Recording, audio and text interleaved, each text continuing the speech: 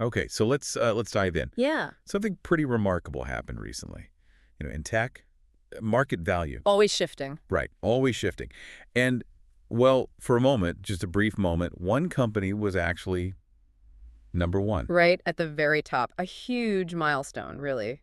Shows how much value is packed into the certain areas right now. Exactly. And that company is our focus for this deep dive, Yeah. Nvidia. We're going to look at that moment, sure, but also, like, where did they come from?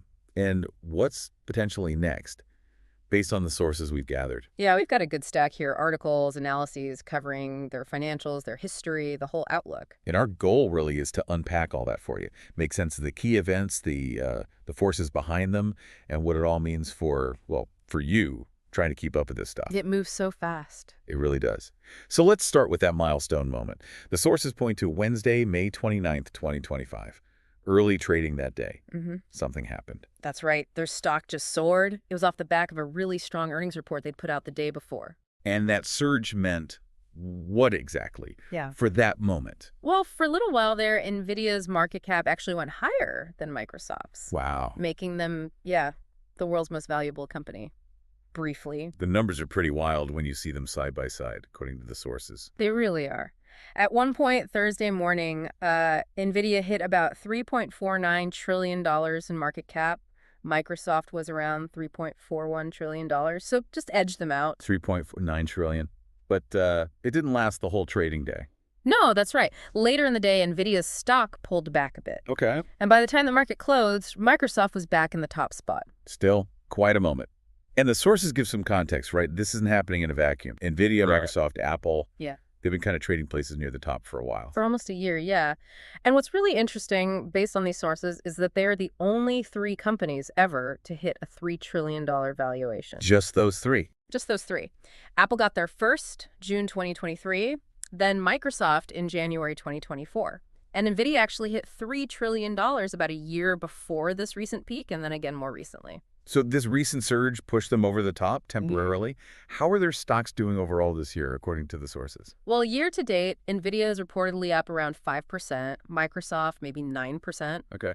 Apple, interestingly, the sources say their shares are down about 20%. Oh, wow. Yeah, reportedly linked to things like tariffs and production challenges in China. That's what the sources mention. Right. And one final point on that peak valuation from the sources at $3.49 trillion on May 29th, it was actually still a bit below Nvidia's all-time high. That's correct. Their record high was apparently $3.66 trillion, hit earlier in January 2025. So close, but not quite a record for them. Got it. Okay, so let's dig into the why. What was the immediate trigger for that May 29th surge? The sources are really clear on this. It was that Q1 earnings report, came out Wednesday afternoon, the day before the surge. And the numbers in that report, pretty impressive. Oh, yeah. Especially the top line. Record Q1 revenue. $44.1 billion. $44 billion. That's up how much? 69% year over year. Massive growth. And where's most of that coming from? The data center segment. That's the powerhouse. It brought in $39.1 billion, up 73%. And the sources explicitly say this is driven by huge demand for their AI chips. Makes sense. Now, I remember reading there was like a slight negative in the report, too. Didn't seem to hurt the stock much, but... You're right. The earnings per share, the EPS, came in slightly under what analysts expected. Okay. And the reason given was a specific write-down, an $8 billion one. $8 billion on what? On their H20 chips. These were the chips they designed specifically for the China market, trying to work around U.S. export restrictions. But, Yeah. well, they got hit. Right. Impacted by those rules. But even with that $8 billion hit, investors seemed okay with it. Apparently so. The sources note the stock actually went up in after-hours trading right after the report came out. Sentiment stayed positive. That $8 billion write-down, though, it's a good transition, isn't it, to the challenges NVIDIA is facing? Absolutely. The sources spend a lot of time on this, the whole geopolitical situation, the regulatory stuff. Primarily the U.S.-China tech tensions, it seems. The sources mention specific U.S. government restrictions. Yeah, bans on selling their most powerful AI chips to China. We're talking about things like the A100, the H100, top-tier stuff. And NVIDIA tried to create a workaround chip. That was the H20. Exactly. A less powerful chip designed to meet the U.S. rules while still serving China. But according to the sources, it just didn't get a good reception in the Chinese market. Leading to that write-down we mentioned. Directly leading to it, yeah, $8 billion.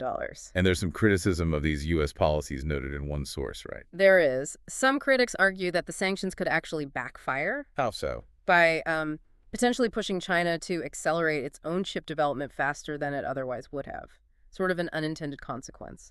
And the overall financial hit from these export rules, is there an estimate in the sources? One source estimates it could be around a $10.5 billion revenue impact for Nvidia. That's substantial. Yeah. And Nvidia's CEO, Jensen Huang, he's weighed in. He has. The sources report him cautioning that these kinds of restrictions could, over time, risk undermining America's leadership position in AI. So, given these headwinds, especially with China, what's Nvidia's broader strategy, according to those sources? Are they looking elsewhere? Definitely. The focus seems to be on global diversification, spreading their AI infrastructure projects more widely. Any specific examples? Yeah, the sources mention securing significant deals in places like Saudi Arabia and the UAE, expanding their footprint beyond the usual markets. Okay, that makes sense. Now, to really understand Nvidia today, we kind of have to look back, don't we? The sources paint a really interesting picture of their evolution. Oh, absolutely. It's quite a story. They started back in 1993, and their main thing, graphics cards for PC gamers. Right, I remember that. Just gaming. For a long time, yeah.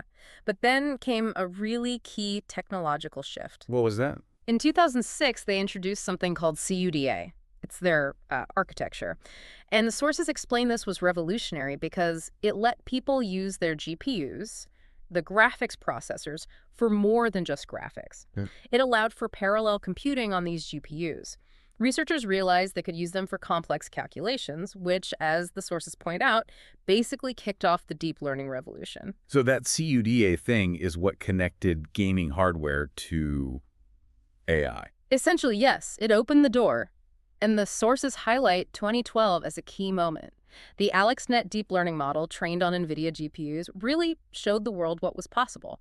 That's often cited as the start of the current AI boom. And the stock price reflects that journey, right? The sources mentioned some incredible numbers. It's truly staggering. Back in 2015, the stock was trading around, what, $5? That's adjusted for splits. $5 and Now it's over $130. So you're looking at more than a 2,500% return in less than 10 years. It just shows how the market values their role in AI. And they've done stock splits along the way. The sources mentioned that as like a sign of confidence. Yeah, they did one back in 2021. And there's another one actually scheduled pretty soon, June 2025, a 10-for-1 split this time. 10 for 1. Often done to make the share price seem more accessible. Right? That's usually the idea, yeah. Okay, but it's not all smooth sailing and massive growth. Yeah, The sources also point out some pretty significant risks and things to watch out for. definitely. No company is without risks, especially one valued this highly. One thing that comes up is monopoly accusations. Yeah, that's how the sources frame it. It comes down to their dominance in the AI chip market, especially the high-end GPUs needed for training big AI models. They just have so much market share. They do. And there are concerns being raised about potential anti-competitive behavior. Is that linked back to ZDA again? Very much so. Mhm. The sources see CDA as this powerful ecosystem. Once researchers and companies build their AI work on CDA, it's really hard and expensive to switch to a competitor's hardware. Creates a lock-in effect. Exactly, a strong strategic moat, but it also raises flags. Regulators in the EU and the US have reportedly voiced concerns about one company having so much control over infrastructure that's becoming, well, critical for the future of AI. And the sources bring up that failed acquisition attempt a few years ago. ARM. Right, the ARM deal. That was huge, a $40 billion attempt back in 2022. But it got blocked by regulators in the UK and US. Why was that seen as so significant? The sources suggest it was a real signal, a kind of watershed moment showing just how wary governments are becoming about too much consolidation in the semiconductor industry, which is so fundamental. Okay, another risk the sources talk about is reliance on AI hype. Is that fair? Well, the sources certainly acknowledge it. Nvidia's massive valuation is undeniably tied up in the expectation of continued explosive growth in AI. So the risk is if that demand slows down. Precisely. If their biggest customers, think hyperscalers like Microsoft, Meta, Amazon, if they were to pull back on their AI spending for any reason, it could really hit Nvidia's stock hard. The dependency is significant. Do the sources draw any parallels? Like, has this happened before? Some analysts quoted in the sources compare it to Cisco during the dot-com bubble. Cisco. How so? Well, Cisco made the essential routers and switches for the early internet absolutely crucial tech. But their stock valuation got way ahead of itself at the peak. It's mentioned as a kind of cautionary tale, revolutionary company, maybe potentially overvalued at its zenith. Interesting. And of course, they're not the only ones making AI chips anymore. Yeah. There's competition, right? Oh, yeah, definitely heating up. AMD and Intel are major players pushing hard with their own AI chips. You hear about AMD's MI300X, Intel's Gaudi series. They're making inroads. Not just the big guys either. No, the sources also point to a bunch of startups. Companies like Grok, Cerebras, Tenstorrent. They're coming at it with totally new chip designs specifically for AI tasks.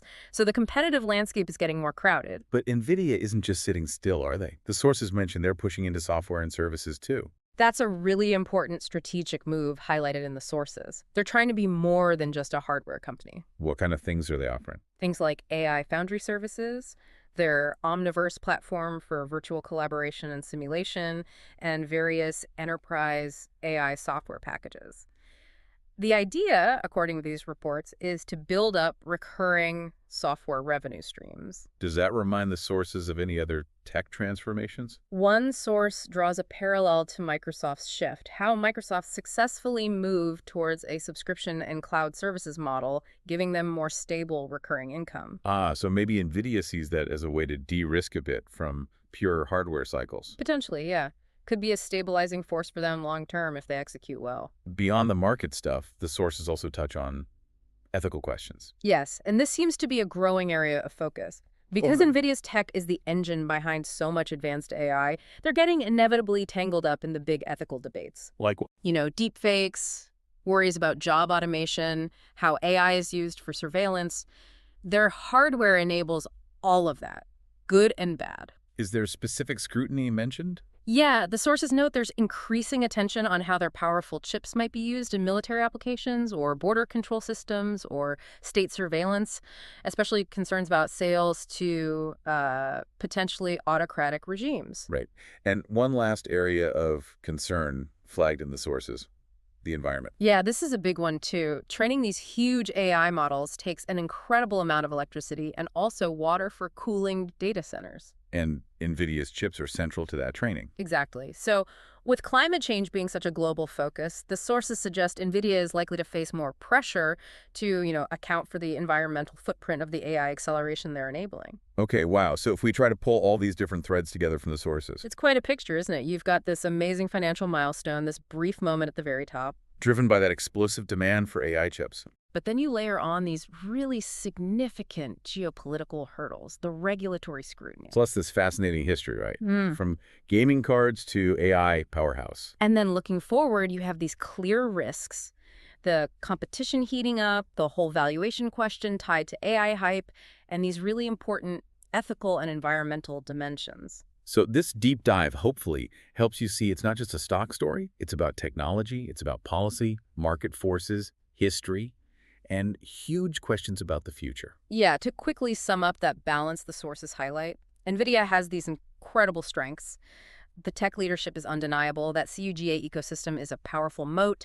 AI demand is a massive tailwind, and they're expanding globally. But on the other side, you've got those geopolitical risks that are very real. The potential for market overvaluation, the competitors coming up fast, and that increasing ethical and environmental scrutiny. It's a complex balance. So maybe a final thought to leave you with, pulling from all this. NVIDIA is clearly pivotal in the AI revolution, but it's also becoming, well, somewhat controversial. Yeah. So how do you think about balancing the incredible innovation and progress that AI promises, powered so much by this company, against those ethical questions, the environmental costs, and the sheer concentration of power in this one critical area? And looking ahead, what specific things on that watch list we talked about, like how that stock split plays out, any big regulatory news, if competitors score some major wins, or if that hyperscaler AI demand changes, what are you going to be watching most closely? Lots to think about.